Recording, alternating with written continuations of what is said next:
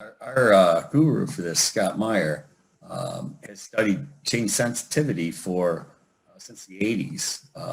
And I learned a lot from working with Scott over the last few decades and read some of his stuff. And what he was reporting on in the 80s was that oftentimes the effect size of a treatment or a therapy for children, the effect size based on based on the measure they used was oftentimes bigger than the effect of the treatment, if that makes sense. So if you use one measure, you get a much bigger response than if you used another measure.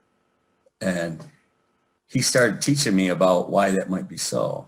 So there's Scott, and I call him the Edison of change sensitivity, and I'll tell you why in a minute. But he developed in the 90s, the late 90s, a model for identifying items that were sensitive to change. He called it the Intervention Item Selection Rules, IIRS. And what he did is he worked in a large children's mental health with a facility. And he created scales based on different items, and he gave them to clinicians to rate the students they were seeing. And he looked at the responses across time of kids that were getting treatment versus those that weren't. And he kept items that changed in an expected direction when the student was getting an intervention. And he threw out items that didn't. And he also threw out items that changed in response to no intervention, just changed over time. There's some other steps to that model, but essentially that's what he's doing. And so I'll let him explain it best. All right, so that's a simple view, I guess.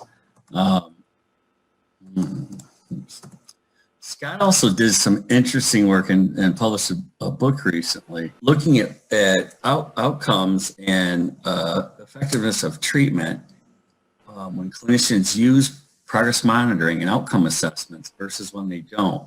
And in my mind, it really paralleled some of the research we saw develop related to CBM, where students that are monitored CBM have a much bigger response to teaching to instruction than students that aren't.